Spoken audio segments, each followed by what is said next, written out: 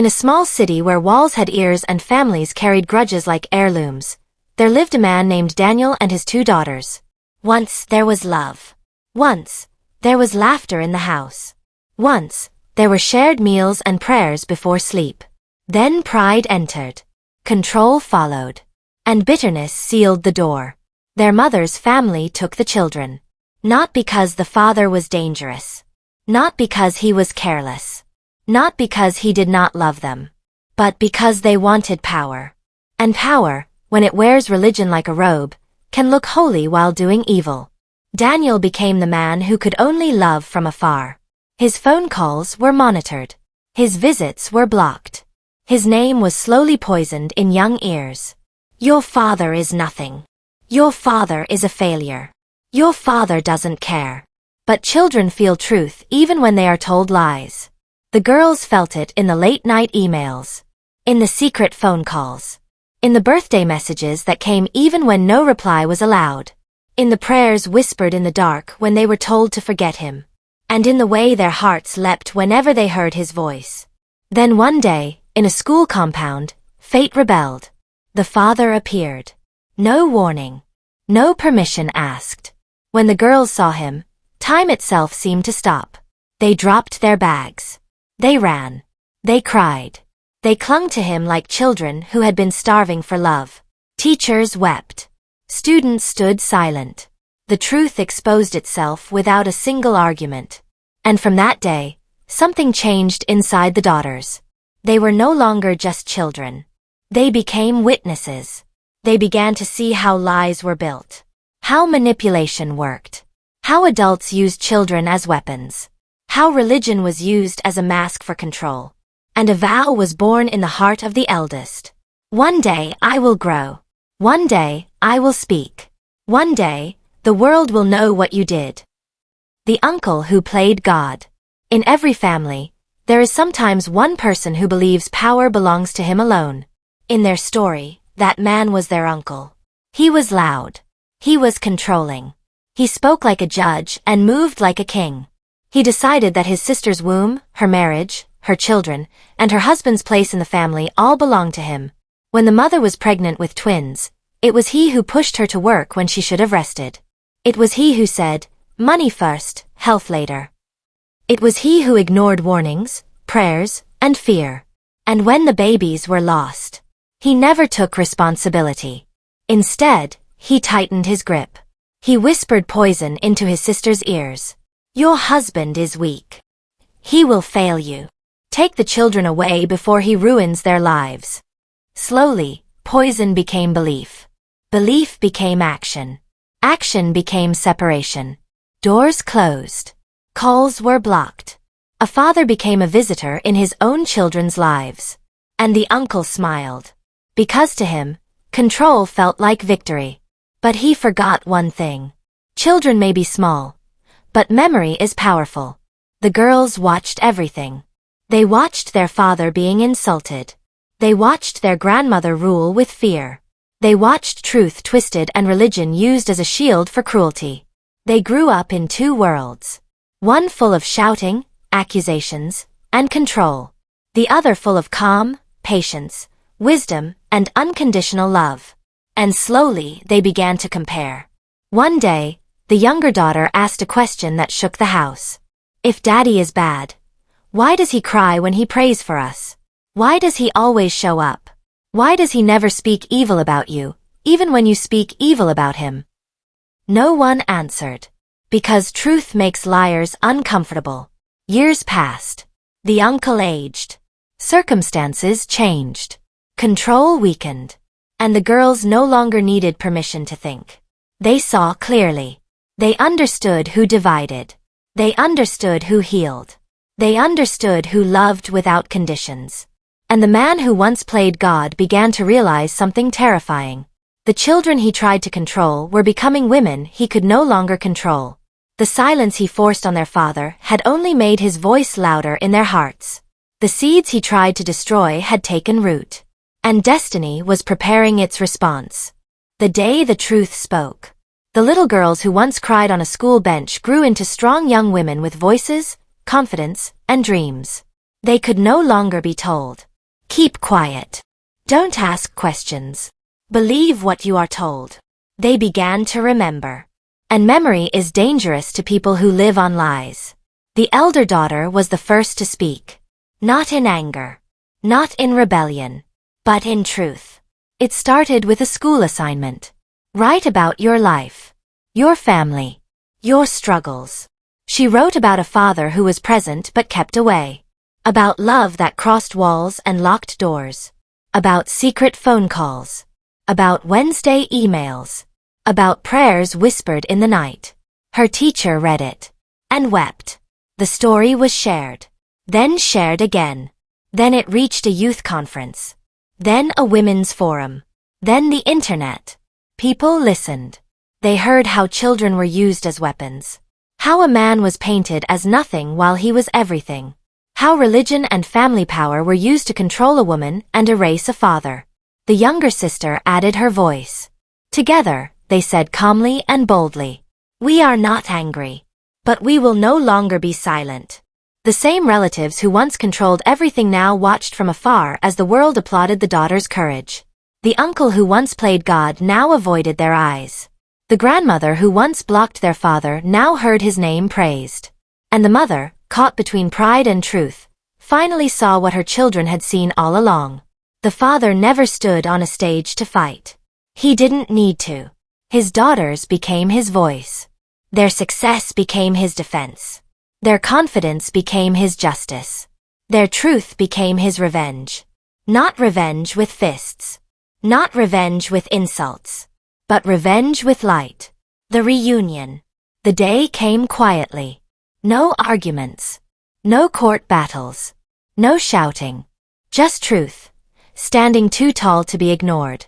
The girls were now grown. Educated. Respected. Strong. They no longer needed permission to love their father. So they went to him. Not as little girls running across a playground. But as women walking with purpose. When he saw them, he froze. The same man who once cried alone in the night. The same man who was called useless. The same man who was pushed out of their lives. Now stood before the daughters he never stopped loving. They hugged him. Long. Tight. Without words. Years of silence melted in seconds. The elder daughter whispered, "Daddy, they tried to erase you, but you raised us anyway." The younger added, "They tried to make us forget you, but you lived in us." And in that moment, the past lost its power. No apology could restore the lost years. No excuse could heal every wound. But something greater happened. The truth won. The family that once controlled now watched from a distance. The uncle who once played God had no throne. The voices that once lied were quiet. And the father?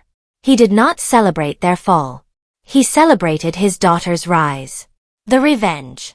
Because the greatest revenge is not destruction. It is becoming so whole, so strong, so successful, that the people who tried to break you can only watch you shine. And the girl child they tried to silence? She became a woman the world listened to. Not with hatred.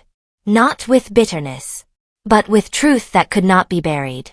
And that was the revenge. When silence turned into a throne, the world had heard their story. But destiny was not done. Because sometimes, revenge is not complete when people only know the truth. It becomes sweeter when they must live with it. The daughters did not stop at speaking. They began to build. One became a voice for the girl child. Speaking in schools, churches, conferences, online platforms. She taught about emotional abuse, family manipulation, and how love can survive control. The other became a pillar. Working in community projects, mentoring young girls, helping broken families heal. And everywhere they went, the same question followed them. Where did you get this strength? Who raised you like this? Who taught you to love this deeply? And their answer was always the same. Our Father. The very name that was once buried. The very man they tried to erase. The very voice they tried to silence. Now, his name was being spoken on stages. In articles. In interviews. In testimonies. Not by himself. By his daughters. The uncle watched from afar. Every time he heard their story shared, he heard his own actions echo back at him. He saw the respect the father now received. He saw the honor placed on the daughters. He saw the influence they carried. And he realized something painful. The man he tried to break had become a foundation. The children he tried to control had become leaders. The truth he tried to bury had become a movement. That is when the real punishment began. Not sickness, not loss of money, not public disgrace, but irrelevance. People no longer sought his opinion, no longer feared his voice, no longer bowed to his control. In meetings he spoke, and no one listened. In family gatherings he commanded, and no one obeyed. The throne he once built in people's minds collapsed quietly. And the father? He never insulted him, never confronted him, never fought him. He simply lived well. He watched his daughters rise. He walked with peace. He smiled without bitterness. And nothing tortures a controlling spirit more than seeing the people they tried to destroy living in peace without them. Years later, a young girl at one of the daughters' conferences asked, "What is the best revenge against people who hurt you?" She paused. Then she said, "Become so healed, so successful, so grounded in truth, that your existence becomes proof that they failed." The hall went silent, and somewhere, far away, a man who once played God felt the weight of that truth settle on his chest. Because the sweetest revenge is not when your enemy falls. It is when you rise so high that they must look up to see you and realize they can never reach you again. The day the past came knocking. Time has a strange way of humbling those who once stood tall on the shoulders of control. Years after the daughters had become voices, after their father had found peace, after the world had heard the truth, the family that once ruled with fear began to crack from within. The grandmother grew old. Her strength faded. Her authority weakened. The house that once echoed with commands now echoed with coughs and long silences. The uncle, once loud and feared, now lived in a quieter world. The phone no longer rang for advice. No one rushed to please him. No one trembled at his words. And the most painful part? The very children he tried to use as weapons had become women he could no longer reach. One evening, the eldest daughter received a message she never expected. "Your uncle wants to see you." She stared at the screen for a long time. Not in anger. Not in fear. But in reflection. This was the man who once decided her father's fate. The man who turned family into a courtroom. The man who thought control was love. She went. Not for confrontation. Not for revenge. But to close a chapter. When she entered the room, she barely recognized him. The powerful voice was now weak. The commanding eyes now uncertain. The man who once played God now looked like a man who had finally met time. He tried to speak with authority. It failed. Then he tried with pride. It collapsed. Finally, his voice softened. "I thought I was protecting my sister. I thought I was saving the family. I thought I knew what was best." She listened. Quietly.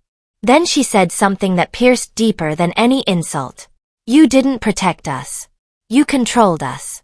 And control is not love." Silence filled the room. For the first time in his life, no one argued with him. No one feared him. No one needed his approval. He realized then that the real loss was not reputation. It was relationship. He had lost the right to be close. Not because he was hated, but because he was no longer trusted. Meanwhile, their father was living the life that once seemed impossible. He had peace. He had laughter in his home. He had his daughters around him. He had grandchildren calling him Grandpa with joy, not secrecy. The same man who was once called nothing was now the center of a new generation's world. And the daughters? They were no longer just survivors. They were builders. They built schools. They built foundations. They built safe spaces for girls who had been silenced. They built platforms where truth could speak without fear. And everywhere they went, they told one story again and again. A father was erased. A girl child was silenced. But love refused to die. The world called it inspiration. But in the hearts of those who once caused the pain, it felt like judgment. Not spoken. Not shouted. Just lived. Because the sweetest revenge is not watching your enemy suffer. It is watching them realize that the life they tried to destroy became more beautiful without their permission. And the girl child they tried to silence? She didn't just become a woman the world listened to. She became a legacy that the past could never touch again. When the truth became a legacy. There is a moment in every story when pain stops being a wound and becomes a foundation. For the daughters, that moment came when they realized their story was no longer just theirs. It had become a mirror for thousands of girls. Girls who were silenced in homes. Girls who were told to choose loyalty over truth. Girls who were taught to fear their own voices. Letters began to arrive. From boarding schools. From universities. From churches. From young wives. From single mothers. From daughters who had been taught to hate their fathers. Your story is my story. I thought I was alone. Now I understand what manipulation looks like. Now I know love does not control. And with every letter, the daughters felt something shift. This was no longer revenge. This was purpose. They organized a gathering. Not a protest. Not a confrontation. A healing conference. The theme was simple. Breaking the silence without breaking the family. The hall was full. Mothers sat in the front rows. Fathers at the back. Young girls in the middle. Some crying. Some listening. Some remembering. The elder daughter stood on stage. She did not mention names.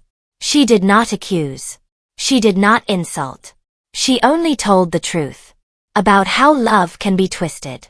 About how religion can be used to control. About how children can be turned into weapons. About how silence can almost kill a family. Then she said something that made the room breathe in together. The people who tried to silence us are still alive. We did not destroy them. We outgrew them. And that is the difference between revenge and justice. The younger sister followed. She spoke about forgiveness. Not the type that forgets. Not the type that pretends nothing happened. But the type that says, I will not carry your darkness into my future. The audience wept. And somewhere, far away, the uncle heard about the event. He heard that his nieces were now leading movements. That their father was now being honored. That the family name, once heavy with conflict, was now associated with healing. And he felt it again. That quiet, heavy realization. History had chosen its side. Not by noise. Not by force. But by impact. The grandmother, now very old, asked one day, do they ever speak of us with hatred? The answer came softly. No. They speak of truth.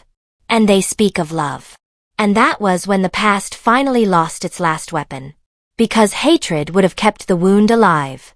But truth, spoken with peace, closed it forever. The daughters had not only won their story back. They had turned it into a light for others. And the sweetest part of the revenge was this. The people who once tried to control their voices now lived in a world shaped by those very voices. Not as enemies, but as proof that love, when it survives oppression, does not just heal, it rules. Revenge with Sasha. Like and subscribe.